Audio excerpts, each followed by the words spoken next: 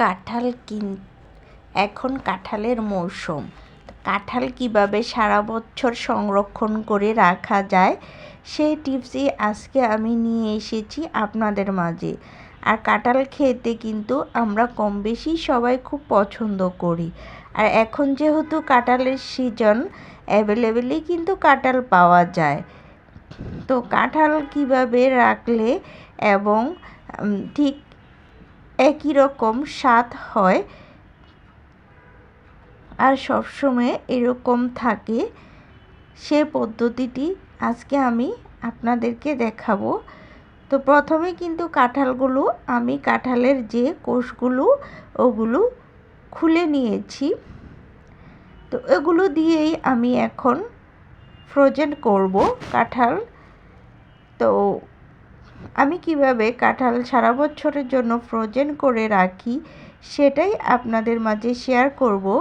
আসসালামু আলাইকুম, সকলে কেমন আছেন? আশা করি আল্লাহর রহমতে ভালো আছেন।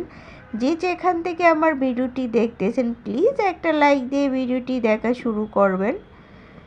তো আশা করি যে আমি প্রথমে কাঁঠালগুলো থেকে সবগুলো যে কাঁঠালে যে উপরে যেগুলো আছে তো আমি সুন্দর করে শুধু কোষগুলো বেছে নিয়েছি সব পরিষ্কার করে।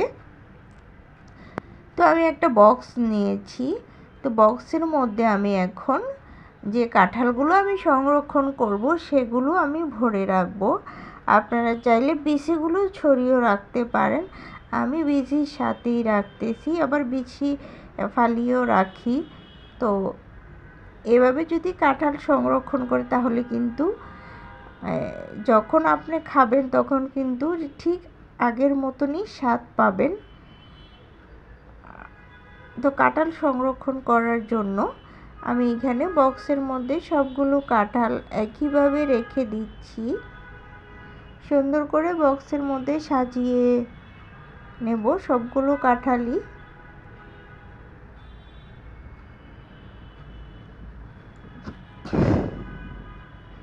তো আশা করি সকল বন্ধুরা আমার ফুল ভিডিওটি দেখবেন। আর ফুল ভিডিওটি দেখলে কিন্তু বুঝতে পারবেন কাঁঠাল কিভাবে সংরক্ষণ করে রাখা যায়। যারা জানেন না আর যারা জানেন তারা কিন্তু এইভাবে রাখতে পারেন। তো আরেকটা প্রসেস করে রাখা যায়। তো আমি আজকে আপনাদেরকে একটা প্রসেসই দেখাবো, যেটা আপনারা চাইলে অন্যভাবেও রাখতে পারেন, যেটা ভ্রুমে ভরে। তো আমি কিন্তু বক্সে ভরে নিয়েছি সবগুলো কাঁঠাল। আমি যেটি ফ্রোজেন করব সেটি আমি এখানে ভরে নিয়েছি। এখন আমি এই কাঁঠালটি ডিপ ফ্রিজে রেখে দেব। আর এভাবে যদি বক্সে ভরে ডিপ ফ্রিজে রেখে দেওয়া হয় তাহলে কিন্তু সারা বছরই খাওয়া যায়, কোনো সমস্যা হয় না। যখন আপনার খেতে মন চাইবে তখনই কিন্তু আপনি নামিয়ে খেতে পারেন। আর স্বাদ কিন্তু একই রকম হয়ে থাকে। কাঁঠাল যদি এভাবে আপনি রেখে থাকেন তাহলে বুঝতে পারবেন যে কতটা স্বাদ হয়। তো আমি ফ্রিজে রেখে দিলাম এভাবে। তো আমি আরও ফ্রোজেন করব আজকে, শুধু এটি আপনাদের সাথে শেয়ার করার জন্য আপনাদেরকে দেখিয়ে দিলাম। ঠিক এইভাবে আপনারা চাইলে ফ্রোজেন করে রাখতে পারেন সারা বছরের জন্য। কাঁঠাল সারা বছরের জন্য সংরক্ষণ করে রাখতে পারেন। আর কাঁঠাল কিন্তু আমরা সবাই খুব পছন্দ করি, বিশেষ করে কাঁঠালের বিচিটা তো আমরা সবাই পছন্দ করি। যখন আপনি খাবেন তখন কিন্তু বক্সটা নামিয়ে আপনারা যে কোনো প্লেট বা ভাঁড়ের মধ্যে এভাবে রেখে কিছুক্ষণ সময় নর্মাল করে খাবেন, দেখবেন যেমন স্বাদ ঠিক মনে হবে যেন আজকে আপনি গাছ থেকে পেড়ে কাঁঠালটা খাচ্ছেন। ঠিক এরকম স্বাদই কিন্তু থাকে কাঁঠালের। তো কাঁঠালগুলো কিন্তু আমার সংরক্ষণ করা হয়ে গেছে। এখন আমি আপনাদেরকে একটা রেসিপি দেখাবো কাঁঠালের বিচি দিয়ে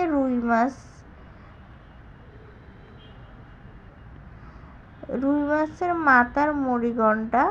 তো রুই মাছের মাথার মুড়িঘণ্ট রান্না করার জন্য আমি কাঁঠালের বিচিগুলো প্রথমে একটু লবণ দিয়ে সামান্য একটু পানি দিয়ে সিদ্ধ করে নিয়েছি। সিদ্ধ করে নেওয়ার পর আপনারা চাইলে যদি কাঁঠালের বিচি ভালো হয় তাহলে ভালোভাবে সিদ্ধ হয়ে যায়, আর এভাবে ঘুটনি দিয়ে গুঁতা দিলেই কিন্তু সবগুলো বিচি একদম স্পেস হয়ে যায়। আর সো এভাবে আমি কিন্তু করে নিয়েছি। তো আমার বিচিগুলো একটু শক্ত রয়েছে, তো আমি ব্লেন্ড করে নিয়েছি। তো সো এবার কড়াই বসিয়ে দিলাম চুলায়। কড়াইতে পেঁয়াজ কুচি দিয়ে দিয়েছি। পেঁয়াজ কুচি দিয়ে এখন পেঁয়াজগুলো সামান্য একটু ভেজে নেব। পেঁয়াজগুলো আমার সামান্য ভাজা হয়ে গেছে। এরপর আমি একটু পানি দিয়ে দিয়েছি। পানি দিয়ে এখন এটার মধ্যে আমি মশলা দিয়ে দিব। হলুদের ফাঁকি দিয়ে দিলাম। এখন দিব ধনিয়া ফাঁকি, হলুদের ফাঁকি, ধনিয়া ফাঁকি, মরিচের ফাঁকি, আদা রসুনের পেস্ট দিয়ে এখন আমি ভালো করে নেড়ে চেড়ে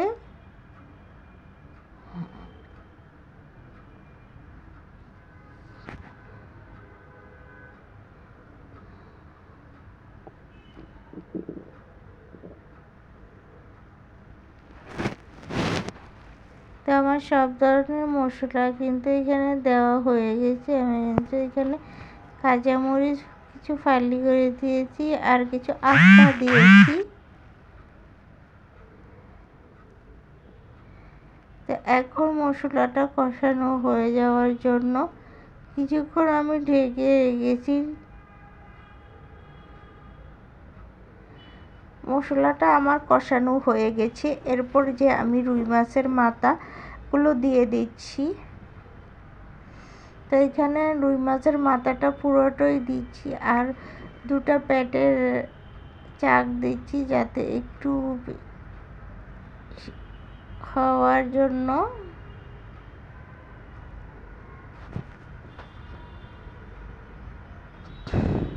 তা দিয়ে এখন যে কাঁঠালের বিচিগুলো যে রেখেছি সেই বিচিগুলো আমি দিয়ে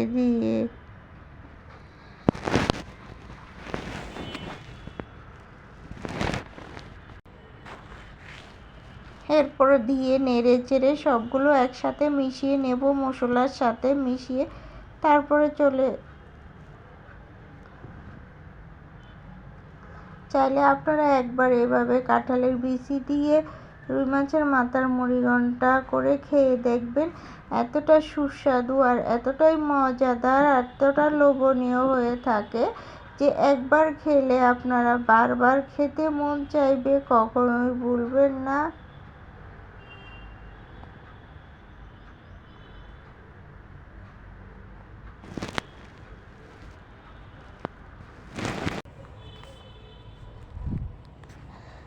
তো এভাবে কিন্তু আমি কষিয়ে নিচ্ছি সবগুলো একসাথে দিয়ে কষানো। তো ভালো করে নেড়ে চেড়ে সবগুলো একসাথে মিশিয়ে নিতে হবে।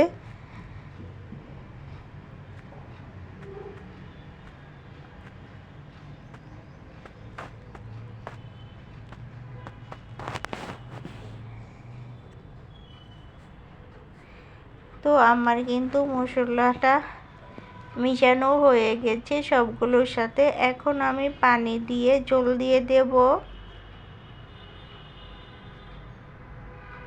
এরপর আমি রান্না করে নেব কিছুক্ষণ।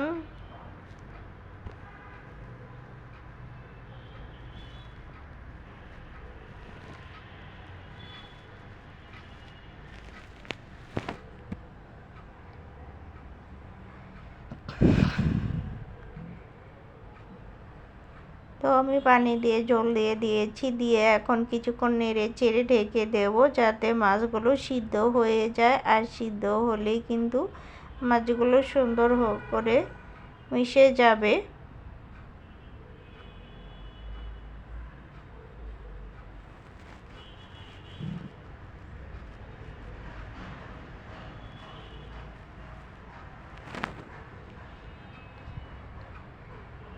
সো আমার কিন্তু মিশানো হয়ে গেছে। যারা যারা তো আমার প্রায় রান্নাটা শেষ। আমি এটাকে শুকিয়ে নেব, একদম ভুনা ভুনা করে নেব। তো যারা যারা এতক্ষণ ধরে আমার ভিডিওটির সাথে ছিলেন, সবাইকে অসংখ্য অসংখ্য ধন্যবাদ। প্লিজ লাইক দিতে ভুলে গেলে একটা লাইক দিয়ে দিবেন, সবার কাছে অনুরোধ। সবাই ভালো থাকবেন, সুস্থ থাকবেন। এই পর্যায়ে আপনাদের কাছ থেকে বিদায় নিচ্ছি। আল্লাহ হাফেজ, আসসালামু আলাইকুম।